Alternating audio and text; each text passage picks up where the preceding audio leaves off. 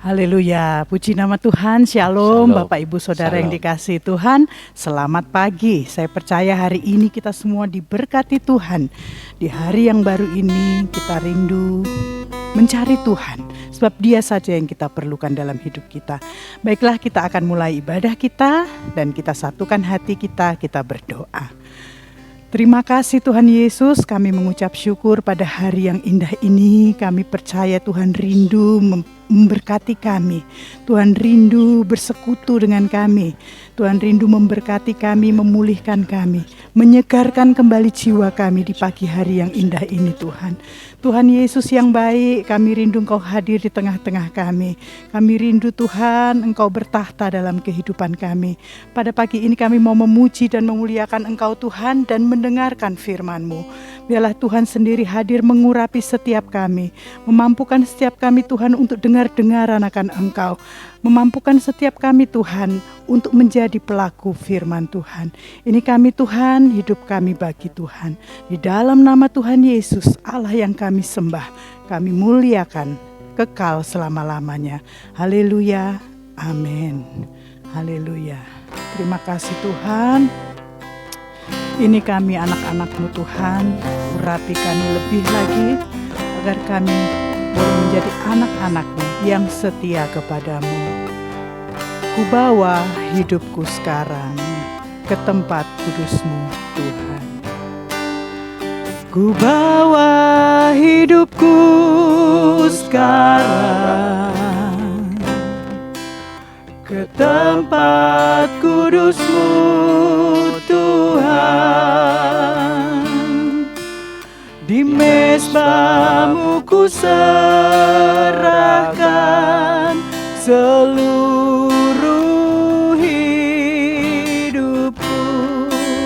Penuhi hati kami ya Tuhan, penuhi hatiku sekarang. Kami perlu Engkau dengan urapan yang baru, agar aku lebih lagi mendengar suara-Mu. Jadikan kami Tuhan rumah doa-Mu. Jadikan aku Tuhan, ini kami rumah doa-Mu, agar semua suku bangsa datang menyembah-Mu, datang menyembah-Mu. Mari jadikan kami Tuhan, jadikan aku Tuhan, rumah doa-Mu, agar semua suku bangsa datang menyembah-Mu. Mari dengan segenap hati, segenap jiwa datang kepada Tuhan. Bawa hidupku sekarang. Kami merendahkan hati kami di hadapan-Mu Tuhan. Haleluya. Ku bawa hidupku sekarang ke tempat kudus-Mu, ke tempat kudus-Mu Tuhan. Di mezbah-Mu ku serahkan seluruh hidupku. Penuhi hati kami Tuhan, penuhi hatiku sekarang. Urapi setiap kami Tuhan dengan urapan yang baru, agar aku lebih lagi mendengar suara-Mu. Ini kerinduan setiap kami. Jadikan kami Tuhan, jadikan aku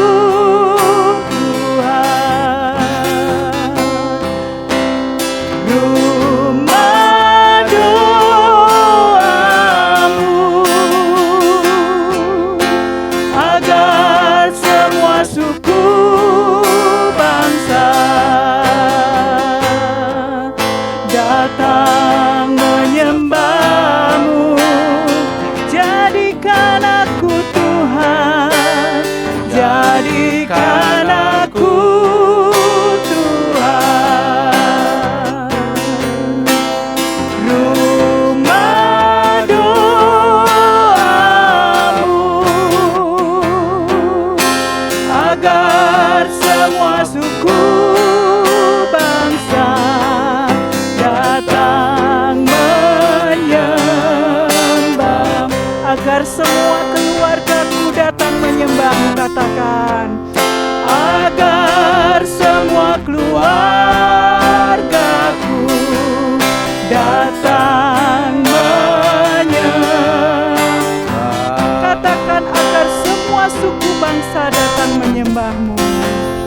Agar semua suku bangsa datang menyembahmu. Haleluya, haleluya. Terpuji-pujilah Engkau Tuhan Allah, di dalam nama Yesus Kristus, Tuhan Allah firman yang hidup. Kami siapkan hati kami Tuhan untuk Tuhan berfirman bagi kami. Haleluya, haleluya. Mari kita berdoa, sahabat Haleluya. di dalam Kristus.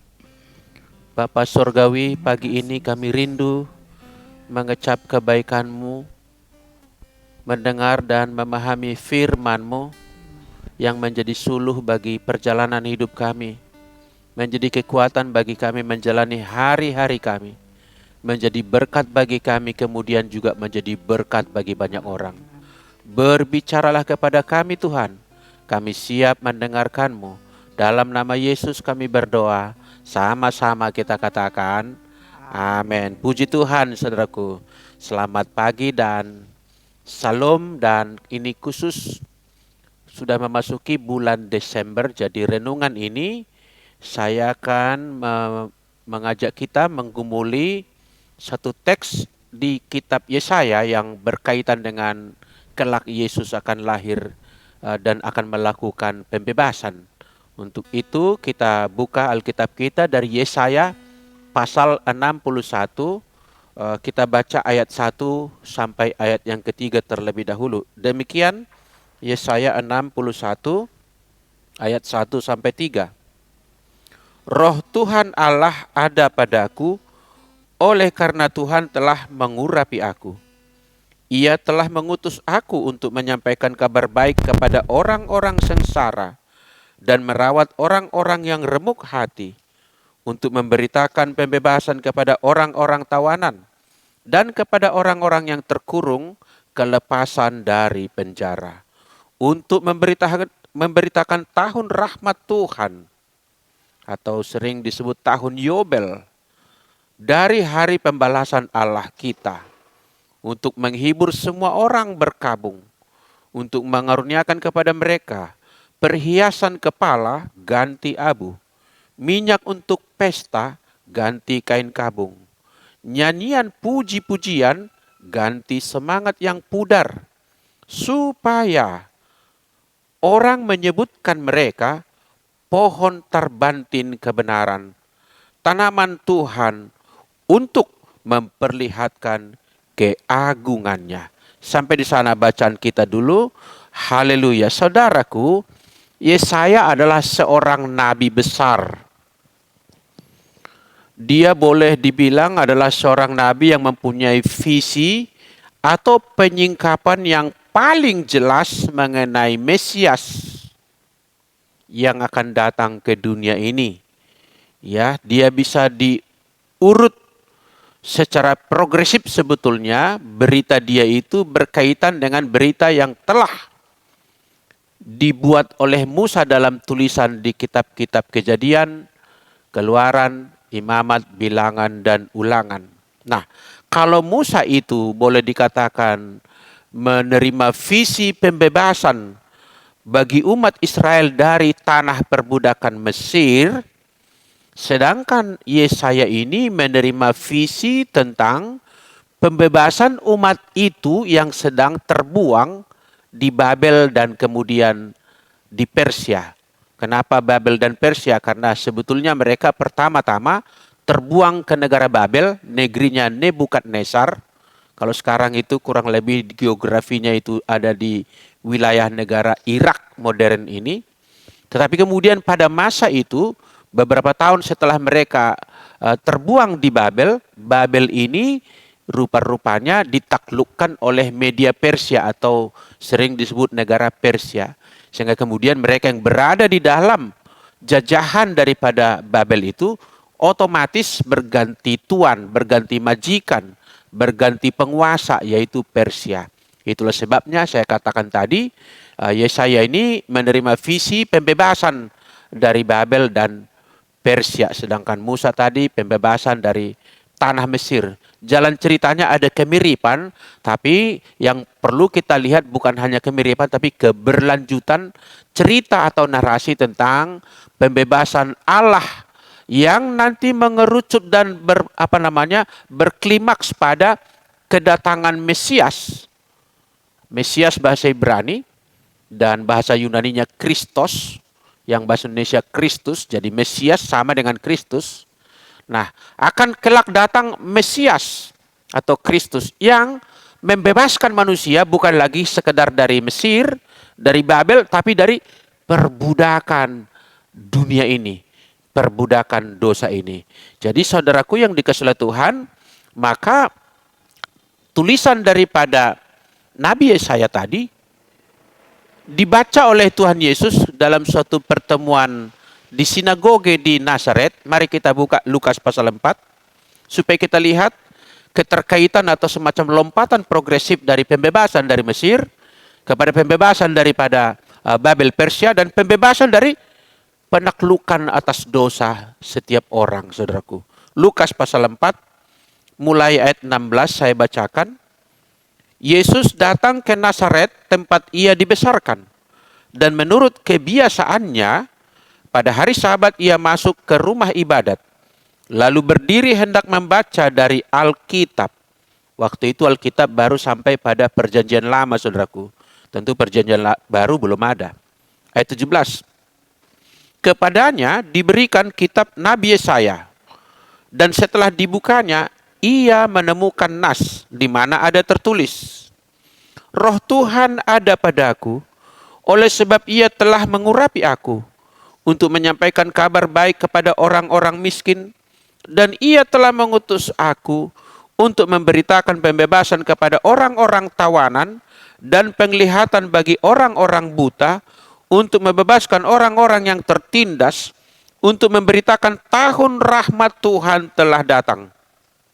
Ayat 20, kemudian ia menutup kitab itu, memberikannya kembali kepada pejabat, lalu duduk. Dan semua orang dalam rumah ibadat itu, atau sinagoge itu, tertuju kepadanya. Lalu ia memulai mengajar mereka, tentu menjabarkan ayat-ayat yang dibaca tadi, semacam berkhotbah, tapi khotbah yang sifatnya mengajar. Katanya, pada hari ini genaplah nas ini sewaktu kamu mendengarnya. Sampai di sana.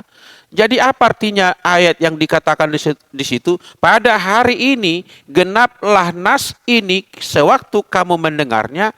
Artinya Yesus menegaskan, mengkonfirmasi, menyatakan, memproklamirkan bahwa tulisan Nabi Yesaya 700 tahun sebelumnya tadi, yang kita baca di awal renungan ini, itu menunjuk kepada dirinya sendiri. Dialah kegenapan apa yang telah dituliskan, merupakan visi di zaman Yesaya, waktu itu dalam rangka pembebasan umat dari Babel Persia, tetapi lompatan daripada klimaksnya adalah menuju kepada Yesus Kristus, Sang Mesias, yang membebaskan manusia dari belenggu dosa kerajaan kegelapan. Saudaraku, Yesus adalah utusan yang menyatakan kabar baik itu, menyatakan, menggenapi kabar baik itu. Kalau kita lihat tadi ada dikatakan akan memberitakan kabar baik, yaitu dalam bahasa Ibrani itu dikatakan besora, ya, itu artinya kabar baik, good news, saudaraku. Good news itu bukan sekedar berita yang enak didengar, tapi berita kelepasan yang tidak dapat dilakukan oleh siapapun. Kabar ini menceritakan ada satu pribadi yang sanggup memberikan pembebasan, pemulihan bagi orang buta, bagi orang yang sedang menderita, bagi orang yang sengsara, bagi orang yang terbelenggu, bagi orang yang terikat hukuman. Katakan tadi, inilah tahun rahmat Tuhan, tahun Yobel. Itu bicara tentang 7 kali Sabat. Tahun Sabat artinya 49 tahun. Maka tahun ke-50-nya itu bagi tradisi orang Yahudi, orang yang punya hutang harus dibebaskan. Orang yang menjadi budak secara otomatis dibebaskan merdeka. Artinya menunggu tahun ke-50 itu barulah terjadi pembebasan menurut hukum dan tradisi Yahudi. Tetapi sekarang Yesus berkata, hari ini genaplah nas itu. Kabar baik itu sampai kepadamu. Tidak harus lagi menunggu urutan 40 tahun, 41 tahun, 49 tahun, baru ke tahun ke-50. Sekarang ketika kamu mendengarnya, genaplah nas ini. Akulah sang pembebas itu. Akulah sang pelepas itu. Akulah yang memulihkan kamu. Akulah yang membayar hutangmu. Akulah yang menebus kamu. Saudara yang dikasihi oleh Tuhan, kabar baik itu berlaku bagi orang yang remuk hati, bagi orang yang putus harapan. Saudara bisa bayangkan enggak apa artinya putus harapan? No hope. Tak ada lagi harapan. Tapi bagi orang yang tidak ada lagi harapan, ada harapan baru. Ada janji yang baru, saudaraku. Saya tidak tahu pergumulan kita masing-masing. Tapi saya rasa secara gelombang sedunia kita telah melewati masa susah bersama. Yang mungkin juga masa-masa susah itu ditambah dengan persoalan-persoalan pribadi kita. Di usaha dan perusahaan kita. Tetapi hari ini saya berkata, harapan baru tiba kepadamu. Berita Natal adalah berita sukacita. Katakan amin. Saudara yang dikasihi oleh Tuhan, dikatakan juga menghibur semua orang berkabung, mengaruniakan perhiasan sebagai ganti abu. Abu itu kan orang kalau berduka di masa perjanjian lama itu menaruh abu di kepalanya, tanda berduka, tanda dia merasa ya akulah yang sedih, akulah yang sedang mengalami sengsara. Tapi hari ini diganti dengan baju sukacita, nyanyian-nyanyian frustrasi diubah menjadi nyanyian sorak-sorai. Pakaiannya diganti. Saya terbayang ya ketika ada seorang anak bungsu yang merantau ke negeri orang setelah menerima warisan dari orang tuanya di Injil Lukas. Lalu dia habislah harta warisannya itu karena dia berfoya-foya. Hidup dalam kemelaratan yang super melarat.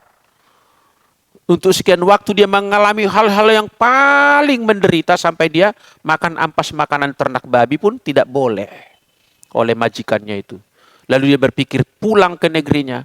Aku akan menyesal, aku akan mengaku kepada bapakku, aku telah berdosa kepada bapak. Jadikanlah aku hamba di rumahmu. Dia hanya meminta supaya jadikan budak di rumah orang tuanya kandung sendiri. Tapi ketika kita singkat cerita, kita tidak lama, ketika dia sampai di rumah orang tuanya memulihkan dia.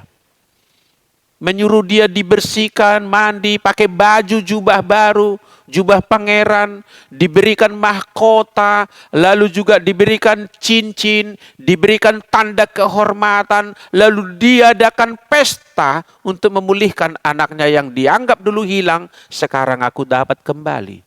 Pokoknya orang yang datang kepada Kristus, Mesias ini saudaraku, akan mengalami pemulihan yang sempurna yang manusia tidak bisa lakukan. Itu dimulai dari diri kita, bagian paling dalam diri kita.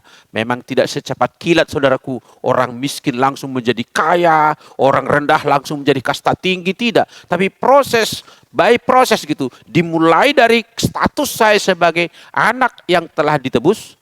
Dari sana pangkal pemulihan itu setahap demi setahap, secara progresif, secara melangkah maju pasti terjadi pemulihan. Baik dimensi rohani, demikian juga dimensi jasmani. Yang percaya kepada berita ini katakan amin. Hari ini genap nats Tuhan terjadi di tengah-tengah kita. Saudaraku yang dikasihi oleh Tuhan, lalu kalau kita katakanlah sudah menyambut Sang Mesias itu, menerima kelimpahan anugerahnya itu. What next? Kan itu yang penting sekarang. What next? Coba kita lihat pasal 61 Yesaya tadi, ayat yang ketiga bagian yang terakhir. Dimulai dari kata supaya. Saya bacakan buat kita, ayat 3 bagian terakhirnya, supaya orang menyebutkan mereka apa? Pohon terbantin kebenaran. Tanaman Tuhan untuk memperlihatkan keagungannya. Saudaraku, tadi sebelum saya datang ke tempat rekaman ini, ke studio kita ini, saya klik di Google, apa itu pohon terbantin. Pohon terbantin itu kalau di Eropa itu sejenis pohon ek atau oak. Sedangkan di Indonesia mungkin pohon jati walau tidak persis sama. Saya lihat di Google itu pohon itu tidak terlalu tinggi, tapi daunnya itu mengembang begitu ya, bagaikan sayap yang menaungi, bagaikan payung yang kuat gitu ya, dan batangnya itu kokoh sekali. Kenapa kokoh? Karena akarnya menancap jauh ke dalam tanah, mengakar dan merambat gitu. Hampir seluas daripada payung daunnya itu, seluas atau lebih luas itu lagi akar di bawahnya, saudaraku. Sehingga pohon ini menjadi pohon yang menjadi perumpamaan tentang kokoh, kuat gitu. Maka sering pohon terbantin dipakai dalam teks-teks perjanjian lama. Dan di dalam perjanjian lama juga kita sering kenal, para hakim suka duduk berhakim di bawah pohon terbantin. Dan kalau malaikat Tuhan pun datang mengunjungi seseorang atau satu lokasi, suka dia memperlihatkan diri di bawah pohon terbantin. Kenapa? Rupanya pohon terbantin itu pohon yang enak didiami, dijadikan tempat yang nyaman. Saudaraku, maka orang yang telah menerima berita kelepasan daripada Mesias tadi, baik itu ketika mereka keluar dari Mesir, keluar dari Babel Persia, sekarang kita keluar dari cengkeraman kerajaan kegelapan di dunia ini, Tuhan punya agenda, saudaraku.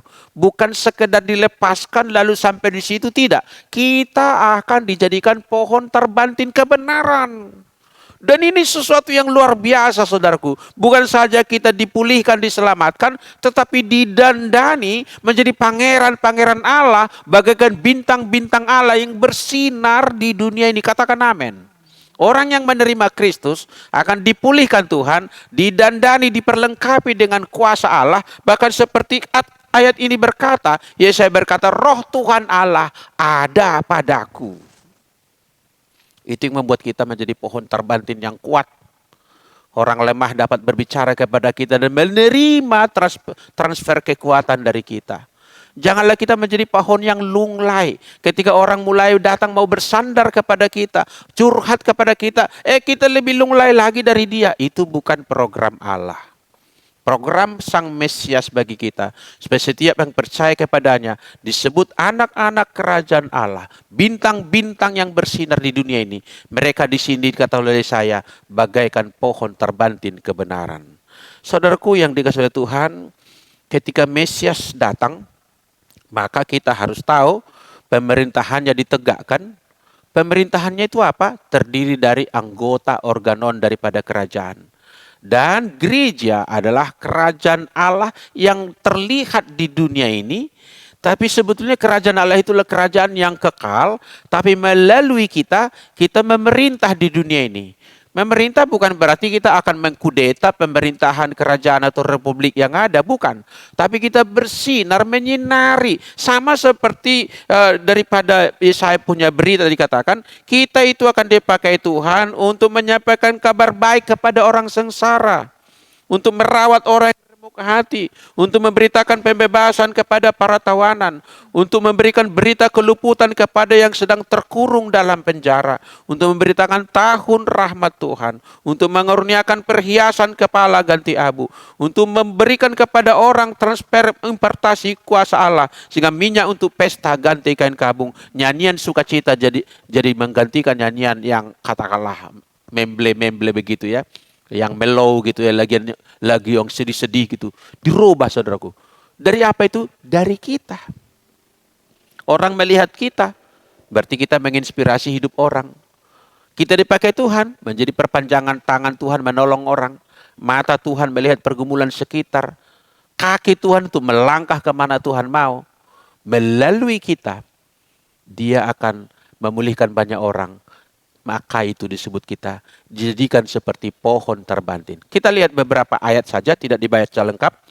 Keterangan daripada pohon terbantin kebenaran tadi, kita lihat disebut di situ di ayat 6. Tetapi kamu akan disebut imam Tuhan. Nah, itu loh saudaraku. Saudara dan saya disebut imam Tuhan. Nanti di perjanjian baru, seorang rasul Yesus Kristus namanya Petrus berkata, kamu adalah bangsa yang terpilih, chosen people, imamat yang rajani. Imam-imam dari kerajaan itu, saudaraku.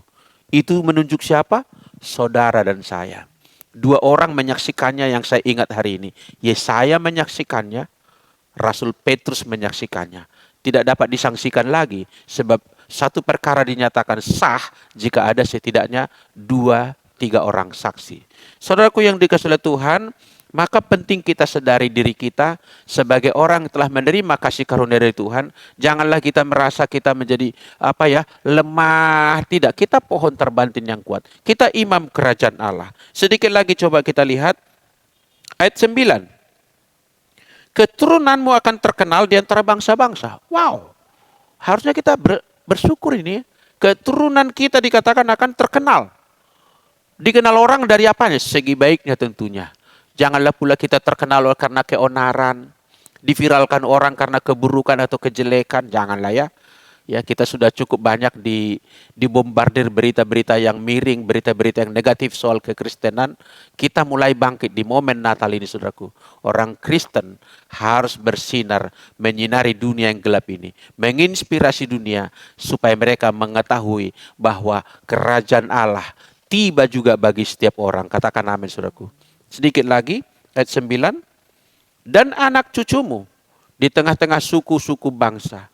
Sehingga semua orang melihat mereka akan mengakui bahwa mereka adalah keturunan yang diberkati Tuhan. Saatnya dunia akan melihat dan mereka mengakui mereka adalah keturunan yang diberkati oleh Tuhan. Itulah salah satu cara bagaimana kita menginjili dunia ini. Bukan dengan cerita saja, tapi dengan bukti. Dengan penginjilan aktif, iya, tapi juga melalui bukti ini, banyak orang akan menyadari. Mereka pun menyadari kebutuhannya. Kebutuhan terbesar bagi setiap orang adalah Mesias memasuki kehidupan dia.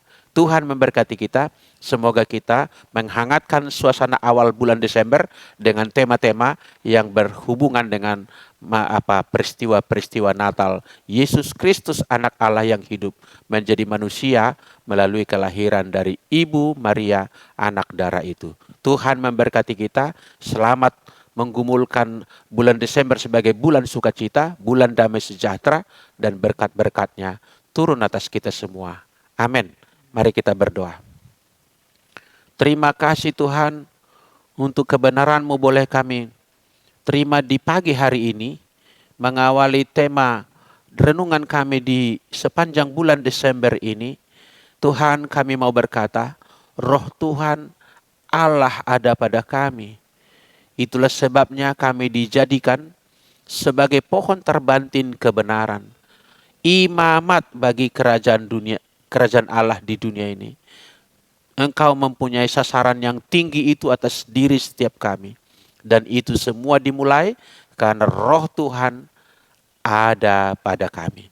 Masuklah di dalam hidup kami, penuhilah pikiran kami, penuhilah perasaan kami, penuhilah kemauan atau kehendak kami, penuhilah seluruh hati kami, seluruh hidup kami, seluruh dimensi kehidupan kami. Biarlah Tuhan menerima rahmat yang besar, sehingga benar-benar Roh Tuhan ada di dalam kami. Kami ini adalah pohon terbantin kebenaran. Kami ini adalah alat kerajaan sorga di tengah dunia ini, di zaman dan di tempat di mana Ia menempatkan kami. Bagimulah Tuhan segala pujian, hormat dan kemuliaan. Haleluya. Kita akan akhiri ibadah kita. Mari kita buka hati kita. Terima berkat Tuhan, bukalah hatimu, tadahkanlah tanganmu, dan terimalah berkat berkelimpahan turun atasmu. Tuhan memberkati dan melindungi engkau. Tuhan menyinari engkau dengan wajahnya dan engkau menerima kasih karunia. Tuhan menghadapkan wajahnya kepadamu, maka engkau menerima damai sejahtera. Kembali dan lanjutkanlah aktivitasmu. Tuhan memberkati apa yang kau kerjakan jadi berhasil. Pasangan hidupmu, anak-anakmu dan keluarga besarmu diberkati oleh Tuhan. Hari-harimu menjadi hari-hari penuh dengan mujizat dan pertolongan Tuhan. Tuhan memberkati engkau mulai saat ini, esok sampai selama-lamanya, di dalam nama Yesus Kristus. Haleluya. Sama-sama kita katakan, amin. Tuhan berkati kita. Salam.